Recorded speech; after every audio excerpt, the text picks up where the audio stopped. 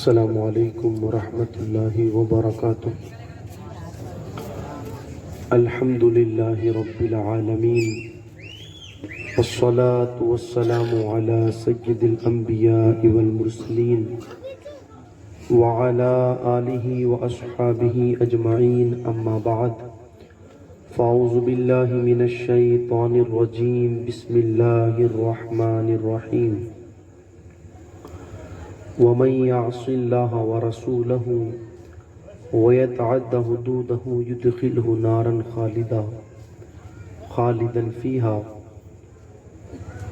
صدق الله العظيم وبلغنا رسوله النبي الكريم، ونحن على ذلك لمن الشاهدين والشاكرين، والحمد لله رب العالمين۔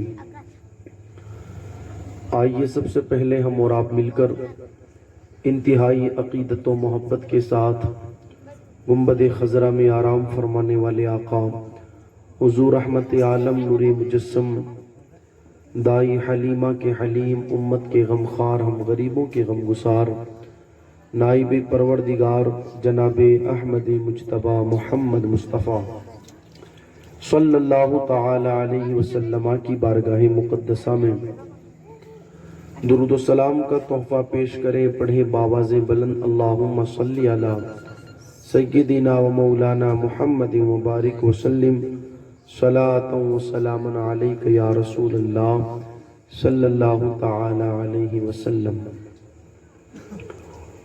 اللہ تعالیٰ کا بے پناہ احسان کہ اس کی خاص توفیق سے ہم اور آپ تمامی لوگ آج یہاں اس پاکیزہ محفل میں اللہ اور اس کے پیارے رسول صلی اللہ تعالی علیہ وسلم کے پاکیزہ ذکر کے حوالے سے حاضر ہیں۔ دعا ہے پروردگار عالم اس حاضری کو اپنی بارگاہ میں قبول فرمائے۔ یہ محفل مبارکہ جس میں ہم نے اور آپ نے شرکت کی ہے، اس کے سجانے کا جو بنیادی مقصد ہے وہ یہ کہ ایک نوجوان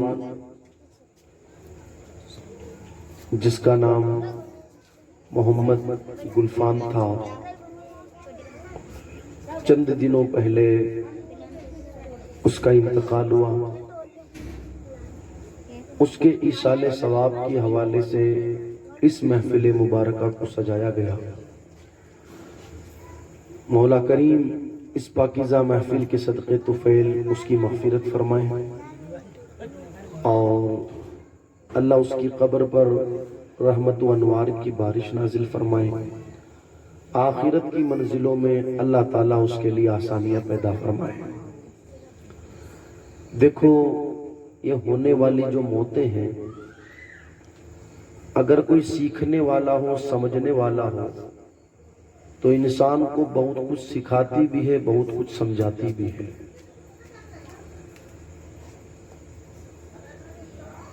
بندے کی موت کا کچھ پتہ نہیں کہ کب کسے موت آ جائے۔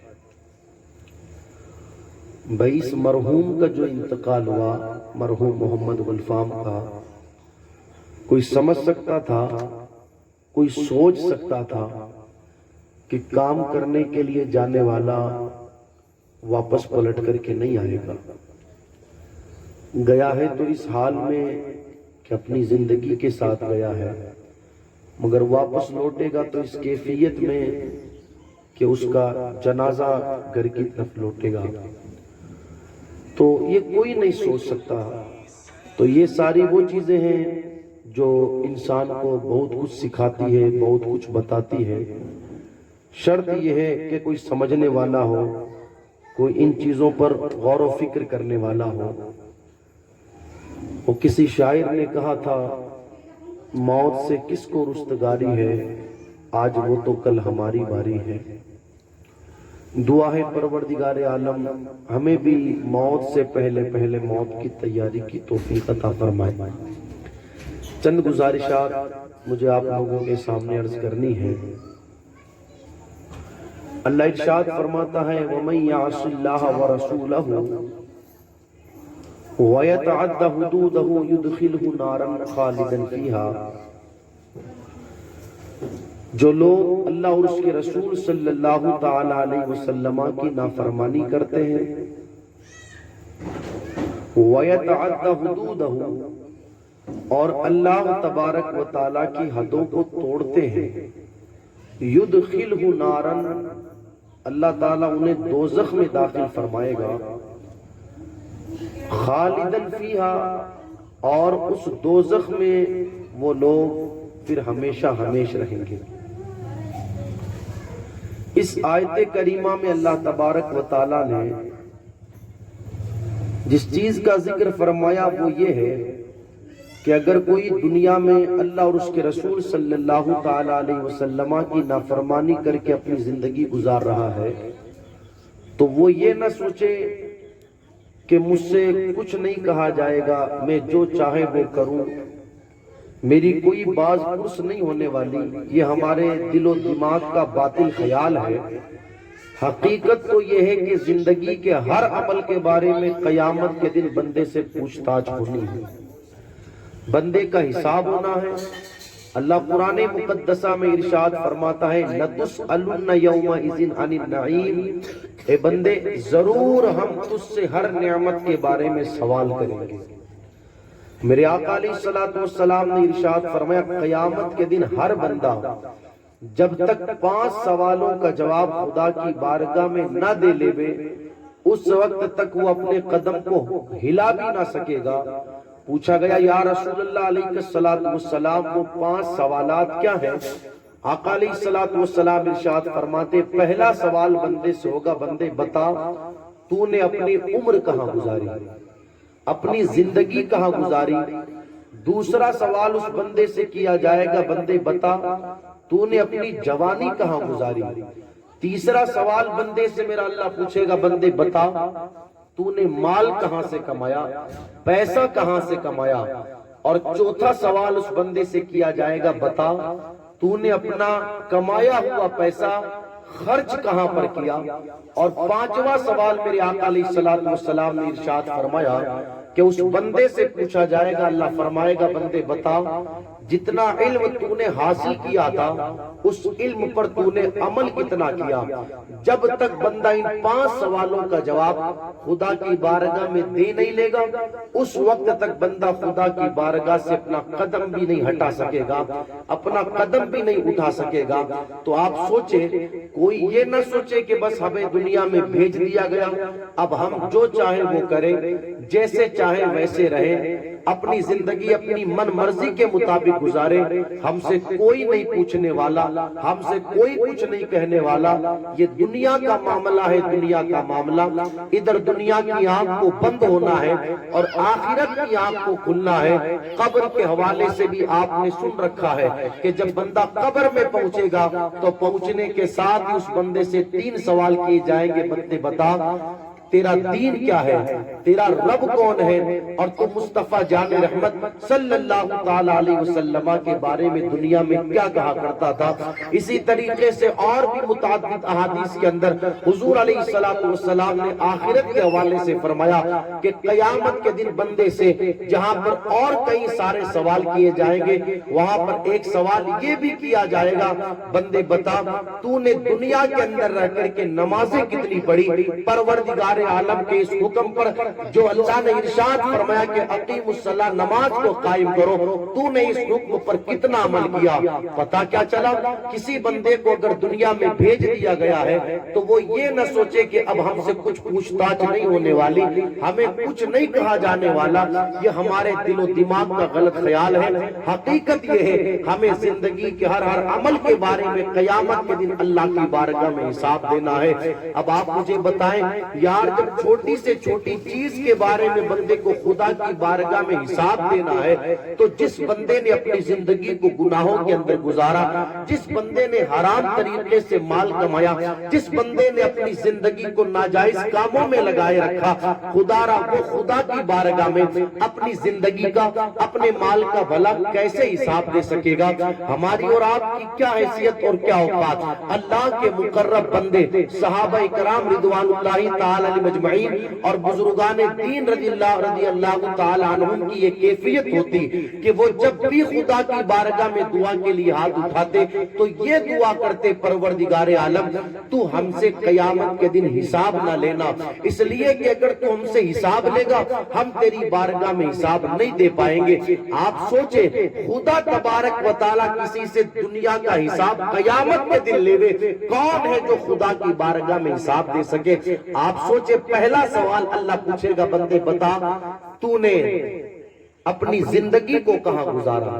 اب سوچے انسان کہ جس کی زندگی گزری گناہوں کے اندر ہے وہ خدا کی بارگاہ میں کیا جواب دے گا؟ جس کی زندگی گزری ہو نشہ کرتے ہوئے، جس کی زندگی گزری ہو جوا کھیلتے ہوئے، جس کی زندگی گزری ہو ماں باپ کو ستاتے ہوئے، جس کی زندگی گزری ہو چھوٹوں پر ظلم کرتے ہوئے، بڑوں کی نافرمانی کرتے ہوئے، جس کی زندگی گزری ہو فلمیں ڈرامے دیکھتے ہوئے، وہ خدا کی بارگاہ میں اپنی زندگی کا کیا حساب دے گا؟ کوئی کہہ سکتا ہے خدا کی بارگاہ میں کہ معاذ اللہ میں نے اپنی زندگی گزاری تو اللہ تیری نافرمانی میں گزاری، تیرے رسول کو ناراض کرنے کے اندر گزاری؟ ہم سوچیں کہ آج ہماری زندگی کہاں گزر رہی ہے؟ اور اس کے بعد میں جو دوسرا سوال ہونا ہے، بندے بتا تو نے اپنی جوانی کہاں گزاری؟ تو سوچے میری قوم کا جوان بھی کہ آج وہ اپنی جوانی کو کہاں گزار رہا ہے، جبکہ اللہ تبارک و تعالیٰ کی بہت بڑی نعمت جوانی، مگر انسان بھول گیا کہ اس جوانی کو بندے کو گزارنا کہاں تھا، اور وہ آج گزار کہاں رہا ہے۔ میں کسی اور جگہ کی بات نہیں کرتا، ہم اور آپ یہاں بیٹھے ہیں آج اس محفل میں، تھوڑی دیر کے لیے سوچیں، ہم اپنے اس محلے مومن پورا کا جائزہ لے تو آج دیکھیں ہم لوگوں کی اور ہماری قوم کے جوانوں کی جوانیاں کہاں گزر رہی ہیں۔ سوچے انسان کہ آج ہم اپنی زندگی کو کہاں ضائع کر رہے ہیں۔ اللہ خیر فرمائے، کئی ایسے جوان ملیں گے آپ کو کہ جن کی جوانیاں گزر رہی ہے تو نشوں کے اندر، جبکہ انہیں پتہ ہی نہیں کہ اس چیز سے نہ ہمیں آج سکون ملنے والا ہے نہ کل سکون ملنے والا ہے۔ بھئی نشہ کر کے کس کو سکون ملا ہے؟ نشہ کر کے کون کامیاب ہوا ہے؟ نشہ کرنے کی بنیاد پر بندے کی حالت یہ ہوتی ہے کہ اس کی صحت بھی بگڑ جاتی ہے۔ نشہ کرنے کی وجہ سے بندہ پھر کمانے کے لائق بھی نہیں بچتا۔ نشہ کرنے کے بعد بندے کی حالت یہ ہوتی ہے کہ وہ شادی کے بعد اپنی بیوی کے بھی قابل نہیں بچتا۔ نشہ کرنے سے قدم قدم پر بندے کا نقصان ہی نقصان ہے، جہاں پر اس کے پھیپھڑے خراب ہوں گے، جہاں پر اللہ اکبر بندے کے گردے خراب ہوں گے، جہاں پر بندے کا معدہ خراب ہوگا۔ نشہ کرنے کی بنیاد پر جہاں پر بندے کی صحت کو نقصان پہنچے گا، وہیں پر مال کا بھی نقصان ہے، وہیں پر آپ دیکھیں بندے کی زندگی کا بھی نقصان ہے۔ یہ تو سارے نقصانات دنیا کے ہیں، اور اللہ اکبر آخرت کا نقصان میرے آقا صلی اللہ تعالیٰ علیہ وسلم ارشاد فرماتے ہیں، جس بندے نے دنیا کے اندر نشہ کیا ہوگا کل قیامت کے دن اللہ تبارک و تعالیٰ اس بندے کو جہنمیوں کا پیپ پلائے گا۔ دوسری حدیث مبارکہ میں میرے آقا علیہ الصلوۃ والسلام ارشاد فرماتے ہیں، نشہ کرنے والے کو قیامت کے دن وہ دردناک عذاب دیا جائے گا، جنت کا ملنا تو بہت دور کی بات، نشہ کرنے والے کا حال یہ ہوگا کہ اسے جنت کی خوشبو بھی نہیں مل پائے گی۔ یہ عذاب قیامت کے دن ان لوگوں کو دیا جائے گا جو اپنی زندگیوں کو نشے میں گزارتے ہیں۔ کتنے افسوس کی بات کہ قوم مسلم کا جوان آج کثرت کے ساتھ نشہ کر رہا ہے۔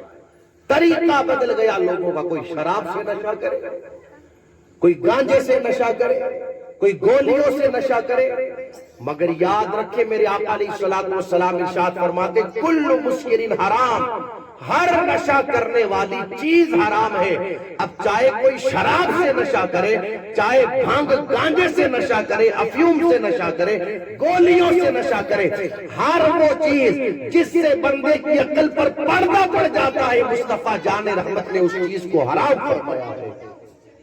میری گزارش رہے گی خدا را، ہماری ذمہ داری بنتی ہے کہ اس گناہوں کے دلدل سے ہم لوگ باہر نکلیں، اپنے آنے والی نسل کو سمجھائیں۔ بڑے افسوس کے ساتھ یہ کہنا پڑتا ہے کہ قوم مسلم کا جوان کثرت کے ساتھ اس بیماری کے اندر ملوث ہے۔ اسی طریقے سے آپ دیکھیں لوگوں کی جوانیاں، لوگوں کی زندگیاں کہاں گزر رہی، جوا کھیلنے میں۔ میں پھر کہوں گا ہم ادھر ادھر کی کیا بات کریں، یہاں تو اپنے علاقے کا حال ہی برا ہے۔ کیا کثرت کے ساتھ جوان جوا نہیں کھیلتے؟ کوئی کہیں بیٹھ کر کے کھیل رہا ہے، کوئی کہیں بیٹھ کے کھیل رہا ہے، کوئی کہیں بیٹھ کے کھیل رہا ہے۔ کیا جواب دے گا بندہ خدا کی بارگاہ میں مر کر؟ اور بندہ سوچتا ہی نہیں، وہ سوچتا ہے کہ بس اب دنیا میں آ گیا تو ہمیشہ ہمیشہ مجھے یہاں رہنا ہے۔ دیکھ کچھ پتہ نہیں موت اور زندگی کا۔ مجھے اچھی طرح یاد ہے کہ جس اس جوان کا انتقال ہوا نا، کئی مرتبہ ہماری اس سے بات ہوئی۔ جب میدان میں بیٹھے رہتے تھے تو ہم نے کئی مرتبہ ان سے کہا آؤ خدا کی بارگاہ کی طرف، اور رب کا کرم بھی ہوا۔ یہ زندگی کے جو آخری دن تھے الحمدللہ ان دنوں میں ہوا یوں کہ اس جوان نے نماز بھی شروع کی اور مسجد میں نماز کے لیے بھی آتا تھا۔ خیر پھر اس کے بعد میں باہر چلا جانا ہوا اور پھر واپس یہ خبر ملی کہ اس کا انتقال ہو گیا۔ تو کچھ پتہ نہیں بندے کی زندگی کا۔ آج ہم یہاں پر ہیں، پتہ نہیں کل کا سورج ہم اور آپ دیکھیں یا نہ دیکھیں۔ تو ہماری ذمہ داری بنتی ہے کہ اپنی زندگی کے ایک ایک لمحے کی ہم قدر کریں، ایک ایک منٹ کی ہم قدر کریں، برباد مت کریں اس وقت کو گناہوں کے اندر۔ ابھی کچھ دیر پہلے میں نے ایک بزرگ کے حوالے سے ایک روایت پڑھی۔ ایک بزرگ تھے جن سے کوئی کہتا آؤ تھوڑی دیر بیٹھ کر بات کرتے ہیں، تو وہ ارشاد فرماتے ہیں کہ پہلے اس سورج کو اپنی جگہ تم روک دو، تب میں تم سے بات کروں گا۔ کہا حضرت یہ تو نہیں ہو سکتا کہ سورج کو ایک جگہ روک دیا جائے، اس کا کام تو چلنا ہے، یہ تو چلتا ہی رہے گا۔ ارشاد فرماتے یہ چلتا رہے گا تو وقت گزرتا رہے گا، اور میں یہ نہیں چاہتا ہوں کہ اپنے اس قیمتی وقت کو میں دنیاوی باتوں کے اندر برباد کروں۔ میں یہ چاہتا ہوں کہ یہ میرا وقت گزرے تو اللہ کی عبادت میں گزرے، اس لیے کہ ہو سکتا ہے کہ اسی وقت کی برکت سے کل قیامت کے دن میں نجات پا جاؤں۔ آپ سوچے تو صحیح، اللہ والوں کا حال تو یہ تھا کہ وہ دنیاوی باتوں کے اندر بھی اپنے وقت کو ضائع کرنے کے حوالے سے اتنے بے چین اور اتنے بے قرار رہتے تھے، اتنے ڈرتے تھے اللہ اکبر دنیاوی باتوں کے اندر اپنے وقت کو گزارنے کے اندر۔ تو ہماری اور آپ کی کیا کیفیت ہوگی کہ ہمارا وقت صرف دنیاوی باتوں ہی کے اندر نہیں بلکہ ہمارا وقت تو گناہوں کے اندر گزر رہا ہے۔ اس لیے ہماری ذمہ داری بنتی ہے کہ خدا را ہم گناہ نہ کریں۔ دیکھو یہ سب کیوں ہوتا ہے؟ لوگ سوچتے ہیں ہم راتوں رات ہی دولت مند بن جائیں، منٹوں میں لاکھوں کما لیں، منٹوں میں کروڑوں کما لیں، ہزاروں کما لیں۔ مگر وہ ایک مثال مشہور ہے نا، کئی جگہ دیواروں پر بھی لکھی رہتی ہے، گاڑیوں کے پیچھے بھی لکھی رہتی ہے، وقت سے پہلے اور نصیب سے زیادہ کسی کو نہیں ملتا۔ جب ہمارا یہ عقیدہ ہے کہ روزی دینے والی ذات اللہ کی ہے اور ہمیں اتنی ہی روزی ملنی ہے جتنی روزی ہمارے نصیب میں ہے، پھر کیا وجہ ہے کہ انسان راتوں رات لکھپتی اور کروڑ پتی بننے کی کوشش کرتا ہے؟ ناجائز طریقے سے کمایا گیا پیسہ بندے کو کوئی فائدہ نہیں پہنچاتا، حرام کا پیسہ حرام میں ہی لگتا ہے۔ لاکھوں روپیہ بھی بندہ کما کر کے لے آئے حرام کا، مگر اس چیز کو ہم اور آپ محسوس کریں گے کہ وہ پیسہ خرچ بھی ہوگا تو حرام ہی میں خرچ ہوگا، حلال جگہ پر وہ پیسہ کبھی خرچ نہیں ہو سکتا۔ اور اس حرام طریقے سے کمائے گئے پیسے کا حال یہ ہوتا ہے کہ جب وہ جاتا ہے نا تو بندے کو پتہ بھی نہیں چلتا، اس لیے کہ حرام میں اللہ نے برکت ہی نہیں رکھی۔ بندہ حرام کا لاکھوں بھی کما لے تو برکت 50 کی نہیں ہوتی، اور بندہ حلال کا 300 روپیہ بھی شام کو کما کر کے لاتا ہے تو پروردگار عالم 300 روپے کے اندر برکتیں 3000 کی عطا فرماتا ہے۔ حرام کا بندہ پیسہ کمائے گا، لاکھوں کمانے کے بعد بھی بے سکون رہے گا، بے چین رہے گا، اسے رات میں سکون اور چین نہیں ملے گا، قرار نہیں ملے گا، اور شام کو بندہ چند روپیے حلال کے کما کر کے لائے گا تو سکون کی نیند سوئے گا۔ تو اس لیے ہماری ذمہ داری بنتی ہے یہ جوئے ہوئے نہ کھیلے. میرے آقا علیہ السلام نے ارشاد فرمایا جس نے جوا کھیلا، سننا غور سے، میں مفہوم حدیث پیش کر رہا ہوں. میرے آقا علیہ السلام ارشاد فرماتے جس نے جوا کھیلا گویا کہ اس نے اپنے ہاتھوں کو خنزیر کے خون اور گوشت کے اندر رنگا. گلی کے اندر سے اگر سور گزر رہا ہو تو ہم کیسے اس سے دور ہوتے ہیں کہ ہمارے بدن پر ٹچ نہ ہو جائے. ہر بندہ اپنے آپ کو اس سے دور کرتا ہے. کیوں؟ اس لیے کہ وہ ناپاک ہے، نجس العین ہے، اس کا ہر عضو ناپاک ہے، ہر عضو نجس ہے. ہر بندہ اس سے بچنے کی کوشش کرتا ہے، کرنا بھی چاہیے. لیکن میں کہنا یہ چاہتا ہوں ایک طرف تو ہماری یہ کیفیت کہ ہم اس سے اس طرح بچتے ہوئے نظر آتے ہیں، اور دوسری طرف جو لوگ جوا کھیلتے ہیں ان کو سوچنا چاہیے کہ میرے آقا علیہ السلام نے ارشاد فرمایا جس نے جوا کھیلا گویا کہ اس نے سور کے خون سے اپنے ہاتھوں کو رنگا. یہ دردناک وعید ان لوگوں کے لیے جو جوؤں کے اندر اپنے وقت کو برباد کرتے ہیں. تو خیر یہ وہ چیزیں ہیں جن سے بندے کا نہ کوئی دنیا کا فائدہ ہے نہ کوئی آخرت کا فائدہ. ایک چیز اور عرض کروں گا دوستوں، نمازوں کی پابندی کریں. کیا کریں؟ ہاں اب آپ بھی دیکھتے ہیں، میں بھی دیکھتا ہوں. آپ دیکھیں اتنا بڑا یہ علاقہ، اتنی بڑی یہ گلی، اور گلی کے اندر پھر کئی چھوٹی چھوٹی گلیاں. کتنے لوگ ہیں جو نماز پڑھنے کے لیے مسجد آتے ہیں؟ کتنے لوگ ہیں؟ کتنے شرم کی بات کہ جو پروردگار عالم ہمیں ایک دن میں تین مرتبہ کھانے کو دے، ہمیں اتنی بھی توفیق نہیں ہوتی کہ ہم اپنے سر کو اس کی بارگاہ میں عبادت کی خاطر چکا سکیں. آج سب کی شکایت یہ رہتی ہے مولانا کیا کریں، اولاد بات ہی نہیں مانتی ہے. کیسے اولاد تیری بات مانے گی؟ کیا تو اللہ رسول کی مانتا ہے؟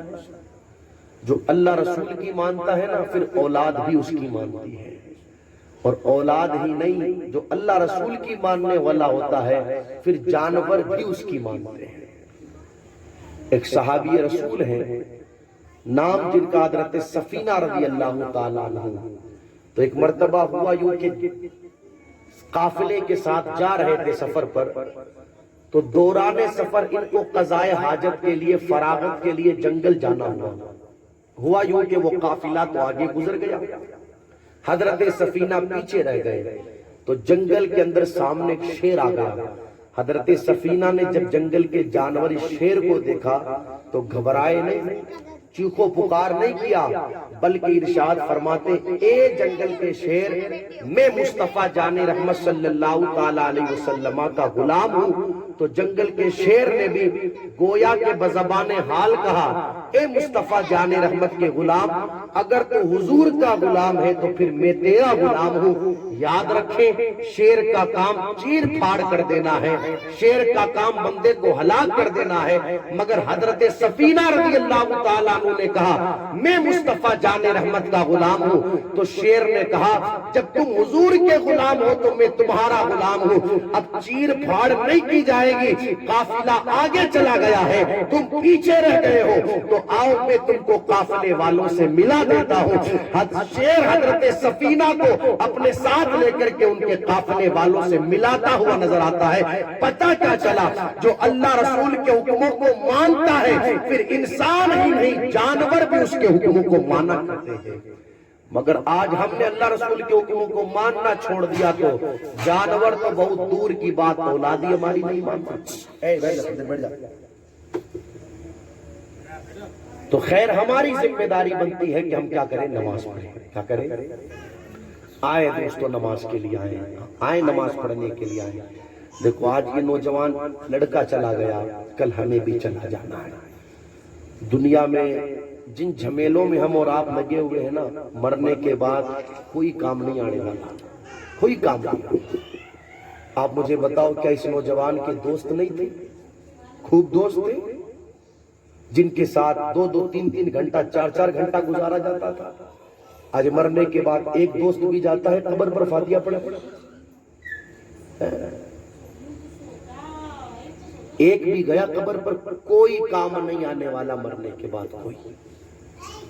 ہمیں اپنی آخرت کی تیاری خود کرنا ہے۔ ہم یہ سوچتے ہیں کہ شاید ہمارے مرنے کے بعد ہماری اولاد آئے گی، ہمارے بھائی آئیں گے، ہمارے رشتہ دار، کوئی نہیں آئے گا۔ گنتی کے 4 دن تو سبھی یاد کرتے ہیں، مگر پھر اس کے بعد لوگ ایسے بھول جاتے ہیں پتہ ہی نہیں چل پاتا کہ اس نام کا کوئی بندہ بھی ہوتا تھا۔ بھول جاتے ہیں لوگ، بھول جاتے ہیں۔ تو ہماری ذمہ داری بنتی ہے کہ ہمیں خود اپنی آخرت کی تیاری کرنی ہے، گناہ چھوڑ دے، نیکیاں کریں۔ آج کی رات بڑی بابرکت رات ہے، شب جمعہ ہے، اور اس رات کی بڑی فضیلتیں آئی ہیں، تو ہماری ذمہ داری بنتی ہے آج کی اس رات میں ہم یہاں سے یہ عہد کر کے اٹھے کہ خدا را ہم نمازوں کی پابندی کریں گے، اپنے آپ کو گناہوں سے دور رکھیں گے، نیکیاں کر کے اپنی زندگی کو گزاریں گے، اور اپنی قبر کی تیاری کریں گے، اپنی آخرت کی تیاری کریں گے۔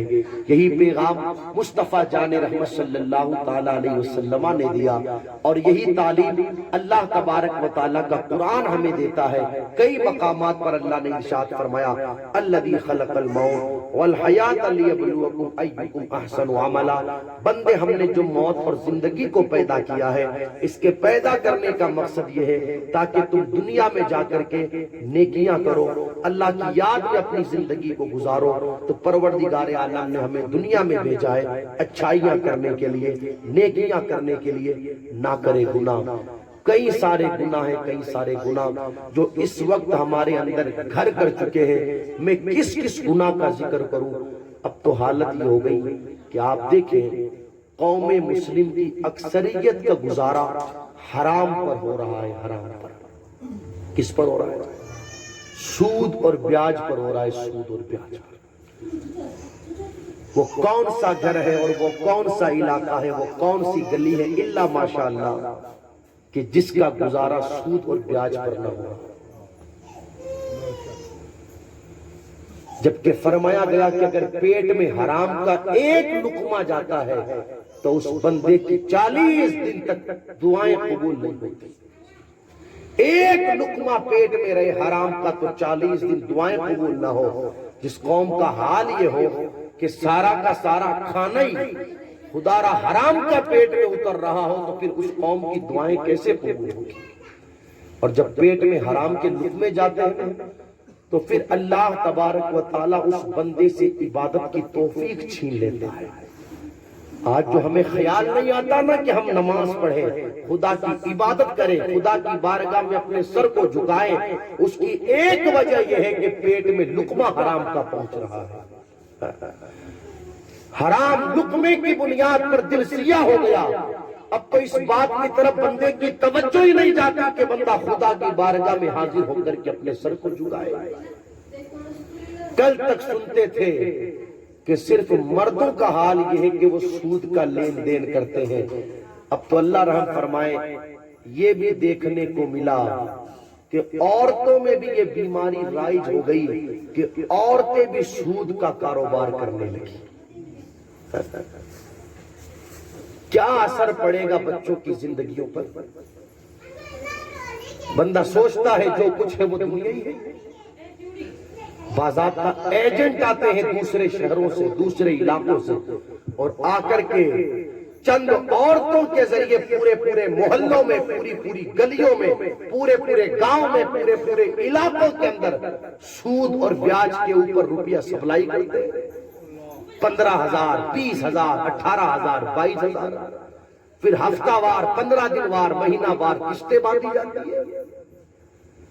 اور اللہ خیر فرمائے، مجھے معلوم نہیں، میں تو پورے راجستھان کو نگاہوں کے سامنے رکھ کر کے بات کروں، یہ تو اوپری معاملات ہیں، ان چیزوں کی آڑ میں اندر کیا ہوتا ہے وہ اللہ جانے، اللہ کا رسول جانے ہیں۔ میں صحیح بتا رہا ہوں، اور یہ بیماری صرف ہمارے شہر میں نہیں، ہم کئی جگہوں پر جا کر کے آئے، کئی جگہوں پر ہم نے یہ بیماری دیکھی۔ اس لیے ہماری ذمہ داری بنتی ہے ان بری بیماریوں سے باہر نکلے، اس گناہوں کے دلدل سے نکلے، مرچی روٹی کھا کر کے زندگی گزار لے، کر کھانا پڑے مگر حرام کا لقمہ پیٹ میں نہ ڈالنا۔ اگر کسی دن روزہ رکھنا پڑے تو روزہ رکھ لے میں، مگر حرام کا لقمہ اپنے پیٹ میں نہ ڈالے، اس لیے کہ زندگی تو گزر جانا ہے۔ اگر مرچی روٹی کھا کر کے زندگی گزارو گے تو بھی زندگی گزر جائے گی، اور گوشت روٹی کھا کر کے زندگی گزارو گے تو بھی زندگی گزر جائے گی، مگر حلال کا وہ مرچی روٹی بہتر ہے کہ جو بندے کو حلال طریقے سے حاصل ہو جائے، اور بندے کی اس حلال کی برکت سے دنیا بھی بہتر ہو جائے، اس کی آخرت بھی بہتر ہو جائے۔ جناب سیدنا ابو بکر صدیق رضی اللہ تعالیٰ عنہ ارشاد فرماتے ہیں، جس بندے کے بدن کا حصہ حرام مال کے ذریعے پروان چڑھا ہو، اس بدن کے حصے کو کل قیامت کے دن جہنم کی آگ میں جلایا جائے گا۔ ہم اپنے پیٹوں میں حرام کا جو یہ لقمہ ڈال رہے ہیں، تو اس لقمے کی شکل میں ہم ہماری نسلوں کے پیٹوں کے اندر آگ بھر رہے ہیں۔ ایک وہ لوگ بھی تھے، ایک مشہور سی قوالی ہے جو لوگ سنتے ہیں، خالی سنتے ہی ہیں، عمل نہیں کرتے۔ ایک مشہور سی قوالی ہے جو گاڑیوں میں چلتی ہے کہ کھانا نہیں کھایا ہے 12 سال سے، چلتی ہے نا ایک مشہور سی صابر پاک والی ہے۔ کیا مطلب اس کا؟ مطلب اس کا یہ، حضرت صابر کلیری، ان کے ماموں ہیں سرکار بابا فرید۔ کون ہے؟ سرکار بابا فرید گنج شکر۔ تو سرکار صابر پاک کی ماں لے کر ان کو اپنے بھائی بابا فرید کے پاس گئی۔ یہ پیر بھی لگتے ہیں، ماموں بھی لگتے ہیں، تو جا کر کے کہا کہ شہزادے کو لے کر کے آئی ہوں، چاہتی یہ ہوں کہ آپ کی خدمت میں رہے، آپ اس کی تربیت فرمائیں۔ تو سرکار بابا فرید گنج شکر رحمت اللہ علیہ نے شہزادے کو اپنی بارگاہ میں رکھا اور ارشاد فرمایا، یہ لنگر ہے، اس لنگر سے ہمارے دربار میں آنے والے لوگوں کو کھلایا جائے۔ کیا فرمایا؟ لنگر کھلایا جائے۔ یہ مشہور سی بات ہے، ہم اور آپ سنتے رہتے ہیں، سنی ہے ہم نے۔ 12 سال گزرنے کے بعد جب صابر پاک کی ماں آئی اور آ کر کے بیٹے کی حالت دیکھی تو بہت کمزور ہو گئی تھی۔ جا کر کے اپنے بھائی بابا فرید سے کہا کہ بھائی فرید، بات کیا ہے؟ شہزادے کو چھوڑ کر کے گئی تھی آپ کی خدمت میں تربیت کے لیے، مگر شہزادے کی حالت تو بہت کمزور ہو گئی، آپ تشریف لائے اور ارشاد فرمایا، کیا بات ہے شہزادے، تمہاری حالت اس طرح کمزور کیوں ہو گئی؟ سرکار بابا فرید کہتے 12 سال گزر گئے ہیں، میں نے اس لنگر سے کچھ نہیں کھایا۔ کہا پھر اس 12 سال کے پیریڈ میں تم نے کھایا کیا؟ سرکار صابر پاک کہتے بھوک لگتی تھی تو جنگل چلا جاتا تھا، درختوں کی پتیاں کھا لیتا تھا، درختوں کی جڑی بوٹیاں کھا لیتا تھا، اور اس طریقے سے میں اپنے وقت کو گزارتا تھا۔ ارشاد فرمایا، آخر بات کیا ہے؟ 12 سال تک آپ نے اس لنگر کو کھایا کیوں نہیں؟ ارشاد فرماتے، ماموں آپ نے مجھے کھلانے کا حکم دیا تھا، کھانے کا حکم نہیں دیا تھا، اس بنیاد پر 12 سال تک صرف کھلاتا ہی رہا، کھایا نہیں۔ میں پوچھنا چاہتا ہوں، کیا صابر پاک اگر اس لنگر سے کھا لیتے تو کیا ان کے لیے کھانا کوئی ناجائز تھا؟ بالکل جائز تھا، لنگر کا کھانا سب کو کھلانا بھی تھا، کھانا بھی تھا، مگر کتنے محتاط تھے اللہ والے کہ کہتے ہیں صرف ہمیں کھلانے کی اجازت دی ہے، کھانے کی اجازت نہیں دی، اور اسی کیفیت کے اندر 12 سال گزار دیے۔ ایک طرف تو وہ اللہ والے ہیں کہ صرف کھلانے کی اجازت دی جائے، 12 سال تک بھوکے رہ کر کے زندگی گزارنا پڑے تو گزار لیا جائے گا، مگر لنگر سے ایک لقمہ بھی نہیں کھایا جائے گا۔ اور یہاں دوسری طرف ہمارا حال یہ ہے کہ اوپر سے نیچے تک سارا ہی ہمیں پتا ہے کہ یہ حرام کا ہے، پھر بھی ہم اپنے پیٹوں میں اتار رہے ہیں۔ سمجھ رہے ہو آپ اس بات؟ ایک طرف تو اللہ والے کتنے احتیاط کرنے والے تھے، کتنے احتیاط کرنے والے، دوسری طرف ہم۔ اس لیے میری گزارش ہے، خدا را چھوڑو ان گناہوں کو، چھوڑو، کچھ نہیں رکھا گناہ کرنے میں، کچھ نہیں رکھا۔ آؤ اللہ کی بارگاہ کی طرف، آؤ اللہ کی بارگاہ کی، کبھی آ کر کے دیکھو تو صحیح خدا کی بارگاہ میں ملتا کیا ہے۔ آؤ اختتامی بات کر کے اپنی بات کو مکمل کروں۔ دیکھو سب طرف ہم ہو گئے، سب طرف ہو کر کے آ گئے، اب خدا کی بارگاہ میں چلے۔ ہر جگہ سے ہمیں ٹھکرایا گیا، ہر جگہ سے ہمیں دھتکارا گیا، کہیں چین نہیں ملا، کہیں سکون نہیں ملا، کہیں قرار نہیں ملا۔ آؤ اللہ کی بارگاہ میں۔ ایک مشہور سی روایت ہے، جب بندہ خدا کی بارگاہ کی طرف متوجہ ہوتا ہے تو پھر بندے پر انعام کس قدر ہوتا ہے سننا ہو سکتا۔ میرے آقا علیہ الصلوۃ والسلام نے ارشاد فرمایا کہ بنی اسرائیل کے اندر ایک شخص تھا جو بڑا گنہگار تھا، اتنا بڑا گنہگار، اتنا بڑا گنہگار کہ اس کے گناہوں کی وجہ سے پورا محلہ پریشان ہو گیا۔ کچھ ایسے بھی گنہگار ہوتے ہیں کہ جن سے صرف گھر والے پریشان نہیں رہتے بلکہ ان سے محلے والے پریشان رہتے ہیں، کہیں ہوتے ہیں ایسے۔ تو وہ بندہ بھی ایسا تھا کہ جس سے پورا محلہ پریشان۔ اب محلے والوں نے بیٹھ کر کے میٹنگ کی، یار اس کا کوئی نہ کوئی راستہ نکالنا پڑے گا، یہ ہم کو بہت پریشان کرتا ہے۔ میٹنگ کے اندر یہ طے ہوا کہ اس کے لیے ایک ہی راستہ ہے کہ اس کو بستی سے باہر کر دو، نکال دو اسے بستی سے باہر، اس کے علاوہ کوئی اور راستہ نہیں۔ خیر اس بندے کو بستی سے باہر نکال دیا گیا، اس کے ساتھ تھوڑا سا کھانا تھا، تھوڑا سا پانی تھا، جسے لے کر کے وہ جنگل میں چلا گیا اور ایک درخت کے نیچے بیٹھا ہے۔ جب تک کھانا رہا کھاتا رہا، جب تک پانی رہا پیتا رہا، لیکن جب کھانا بھی ختم ہو گیا، پانی بھی ختم ہو گیا، اب بھوک کی حالت میں اس کا وقت گزر رہا ہے۔ بھوک بڑھتی رہی بڑھتی رہی بڑھتی رہی، یہاں تک کہ کیفیت یہ ہوئی کہ اب وہ بیمار ہونے لگا، اور بیماری بھی اس قدر بڑھنے لگی کہ محسوس ہوتا تھا کہ اب جان نکلے یا تب جان نکلے۔ وہی جنگل میں درخت کے نیچے لیٹا ہوا تھا اور لیٹے لیٹے خدا کی بارگاہ میں ہاتھ اٹھا کر کے دعا کرنے لگا، مولا سب نے مجھے چھوڑ دیا، بستی والوں نے بستی سے نکال دیا، ماں باپ نے بھی مجھے چھوڑ دیا، بیوی بچوں نے بھی مجھے چھوڑ دیا، اکیلا جنگل میں ہوں۔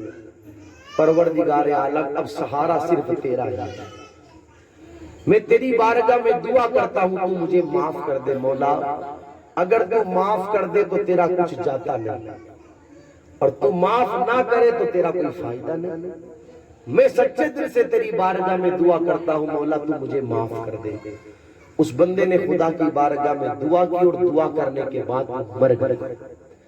اللہ تبارک و تعالیٰ نے اس زمانے کے نبی کی طرف وحی فرمائی اور ارشاد فرمایا، جاؤ فلاں جگہ ہمارا ایک دوست ہے، جا کر کے اسے غسل دو، اسے کفن پہناؤ، اس کا جنازہ پڑھو، اور بستی والوں میں یہ اعلان کر دو، آج تو اس فلاں بندے کا جنازہ پڑھ لے گا اللہ اس بندے کی مغفرت فرما دے گا۔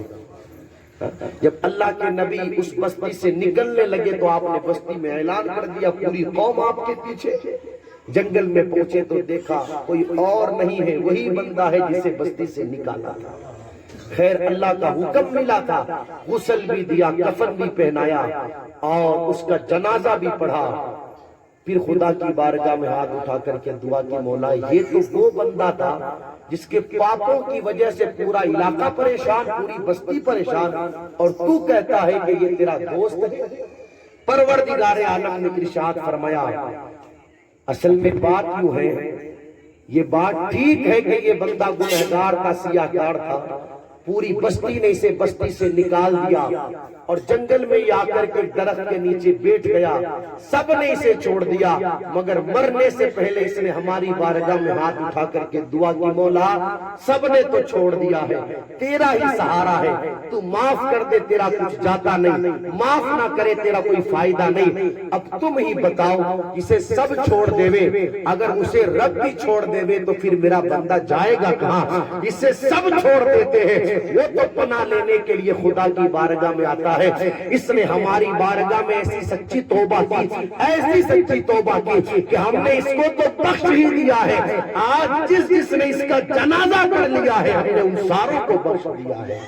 تو آپ دیکھیں یہ مرتبہ اللہ بندے کو عطا فرماتا ہے جب بندہ خدا کی بارگاہ کی طرف متوجہ ہوتا ہے۔ اس لیے میری گزارش ہے خدا را آپ لوگوں سے، آؤ مسجدوں کی طرف نماز پڑھو، نماز چلے جاؤ گے دنیا سے، کچھ تو نیکیاں کرو یار۔ بندے کو اس بات کی تو فکر ہوتی ہے کہ یار جیتے جی مکان بن جائے تو ٹھیک ہے، جیتے جی گاڑی آ جائے تو ٹھیک ہے، یہ ہو جائے تو ٹھیک ہے، وہ ہو جائے تو ٹھیک ہے۔ کبھی یہ بھی تو سوچے کہ یار جیتے جی قبر کی تیاری کر لوں تو بھی ٹھیک ہے۔ جو سوچا بس دنیا کے بعد جسے یہاں چھوڑ کر کے جانا ہے اسی کے بارے میں لگے ہوئے۔ آج سب کچھ رہ گیا نا، سب کچھ رہ گیا نا۔ بندہ پوری زندگی کماتا رہے، پوری زندگی لاکھوں کروڑوں اربوں خربوں کما لے، سب کچھ کما لے، مگر جب جاتا ہے نا وہ دنیا سے تو کیفیت یہ ہوتی ہے کہ دونوں ہاتھ کھلے رہتے ہیں اور خالی رہتے ہیں۔ بدن کا کپڑا بھی لوگ اتار لیتے ہیں، اور بازار میں ملنے والا ایک سفید کپڑا جسے کفن کہتے ہیں، جس کفن میں جیب نہیں ہوتی۔ دنیا کے کپڑوں میں تو کئی جیبیں ہوتی ہیں، 5 جیبیں، 7 جیبیں، مگر جو کفن ہوتا ہے اس کی ایک جیب بھی نہیں ہوتی۔ جس طرح خالی ہاتھ آیا تھا دنیا میں اسی طرح خالی ہاتھ چلا جاتا ہے۔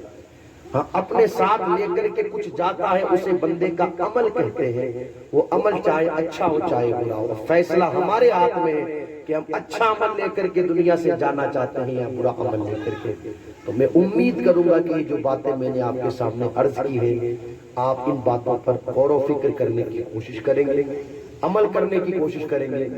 ایک بات اور اچانک مجھے یاد آئی، میں کہتا چلوں، دیکھو ہمارا کام صرف اتنا ہی نہیں ہے کہ اولاد کو پیدا کر دیا اور چھوڑ دیا، اب چاہے اولاد جو چاہے وہ کرے، نہیں، قدم قدم پر اولاد کا خیال رکھنا، اس اعتبار سے کہ اولاد کر کیا رہی ہے یہ ماں باپ کی ذمہ داری ہے۔ سمجھ میں آ رہی ہے یہ بات؟ بس باپ یہ سمجھتا ہے کہ میرا کام تو صرف پیسہ کما کر کے لانا ہے، میں صبح جاؤں 9 بجے اور شام کو آؤں 6 بجے۔ اب اولاد چاہے جوا کھیلے، چاہے نشہ کرے، چاہے بگڑے ہوئے لڑکوں کی سنگت میں بیٹھے، پورے دن گاڑیاں دوڑائے، جو چاہے وہ کرے، مجھے کوئی مطلب نہیں۔ ماں باپ کی یہ ذمہ داری ہے کہ اولاد کے رہنے سہنے کے اوپر، اس کی صحبتوں کے اوپر، سنگتوں کے اوپر نظر رکھے کہ اولاد پورے دن کرتی کیا ہے۔ ورنہ یاد رکھنا اگر اولاد بگڑ گئی تو بگڑنے کی جتنی ذمہ دار اولاد ہوگی اتنے ہی ذمہ دار وہ ماں باپ ہوں گے جنہوں نے اپنی اولاد کا خیال نہیں رکھا۔ اور اس وقت کے جو حالات ہیں وہ ہماری نگاہوں کے سامنے ہیں۔ کل جمعہ میں آئیے گا تو انشاءاللہ کوشش کروں گا میں اسی عنوان پر چند گزارشات عرض کرنے کی کہ ماں باپ کی اولاد کے حوالے سے کیا ذمہ داری ہوتی ہے۔ اس وقت جو حالات ہیں معاشرے کے وہ ہماری نگاہوں کے سامنے ہیں۔ ماں باپ خیال نہیں رکھتے اولاد کا، توجہ نہیں رکھتے اولاد کے اوپر، تو اس کے نتیجے یہ دیکھنے پڑتے ہیں کہ کبھی کوئی بچی پھانسی پر لٹکتی ہے، کبھی کوئی اپنے بدن پر تیل ڈال کر کے اپنے آپ کو ہلاک کر دیتی ہے، کبھی کوئی معاذ اللہ کسی آوارہ مرد کے ساتھ فرار ہو جاتی ہے۔ یہ دن اولاد نے ماں باپ کو کیوں دکھائے؟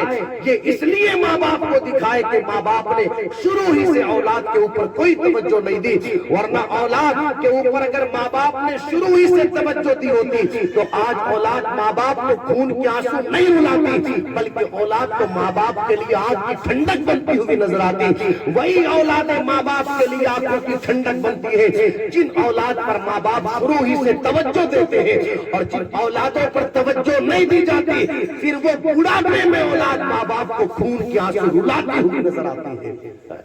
آج دیکھو نا، اولاد ماں باپ کی باغی بن گئی۔ اس سے بڑی بے شرمی کی بات کیا ہوگی کہ جوان بیٹا بوڑھے باپ کو گالی دے رہا ہے؟ اس سے بڑی بے شرمی کی بات کیا ہوگی کہ جوان بیٹا ماں کو گالی دے رہا ہے؟ کئی جگہوں پر تو یہ حالات کہ اولاد ماں باپ پر ہاتھ اٹھا رہی ہے۔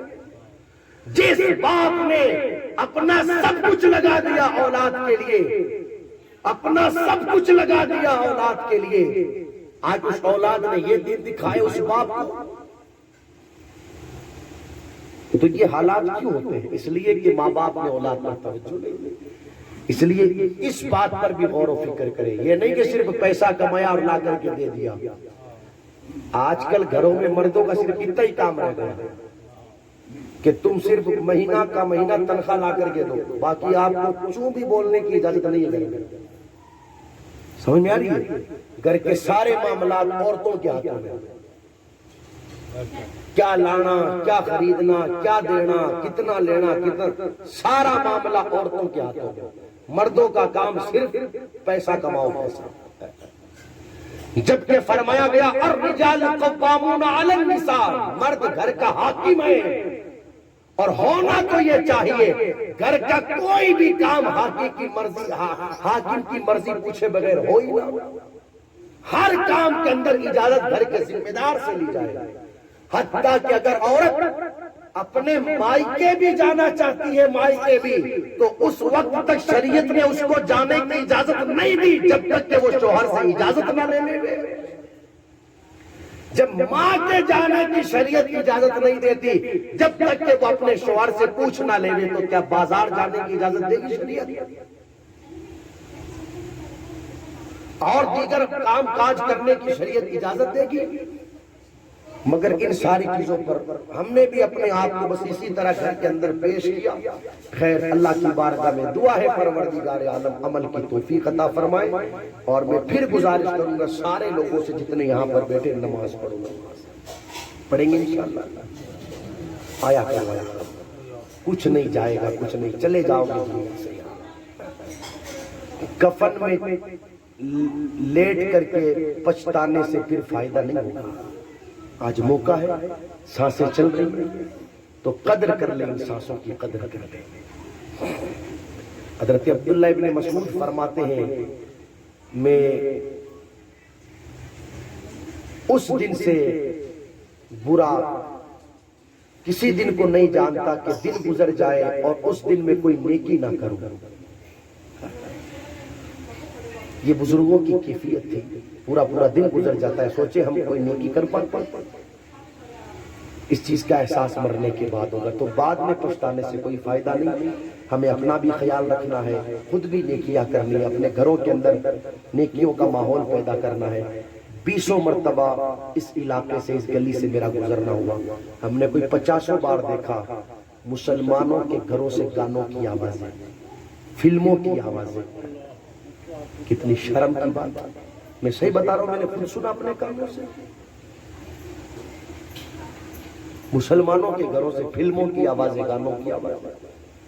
فرمایا گیا جہاں سے گانے کی آواز آتی ہے وہاں پر اللہ کی لعنت برستی ہے۔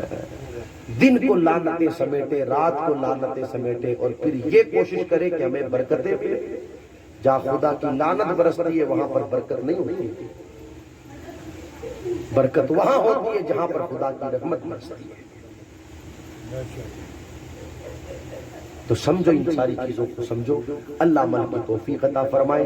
میری ماں بہنیں بھی اگر مجھے سن رہی ہیں تو میں ان سے بھی گزارش کروں گا، اب تو پتہ ہی نہیں چلتا کہ موت کی محفل ہے یا کوئی ولیمے کی محفل ہے۔ دیکھو اب اندر دانت نکل رہے ہیں، یہاں پر میں موت کا ذکر کر رہا ہوں، آخرت کا ذکر کر رہا ہوں، یہ تو حالات ہیں۔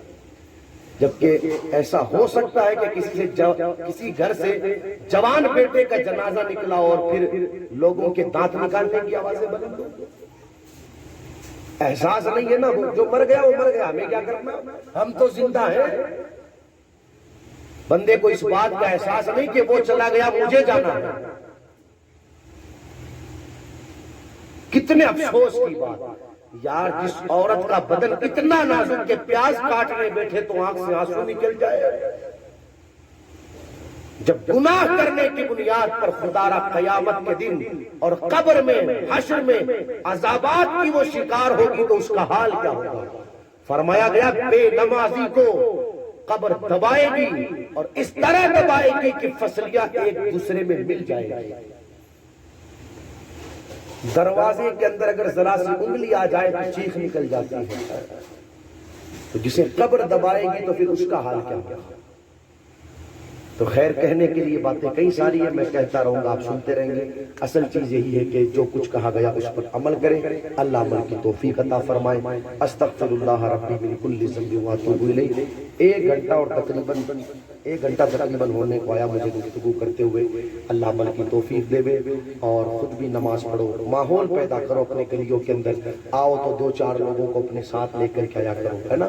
جس طرح کہیں پتہ چل جائے نا کہ وہاں پر 11ویں کا لنگر چل رہا ہے، تو جس طرح روانہ ہوتے تو 2-4 کو لے کر کے روانہ ہوتے نا کہ تو بھی چل وہاں، یا پتہ چل جائے کہ وہاں پر امام حسین کا کھچڑا کھلایا جا رہا ہے تو 10-5 کو لے کر کے جاتے ہیں نا جیسے کھچڑا کھانے کے لیے، تو اس طرح نماز کے لیے بھی آئے تو 2-5 کو اپنے ساتھ لے کر کے آئے.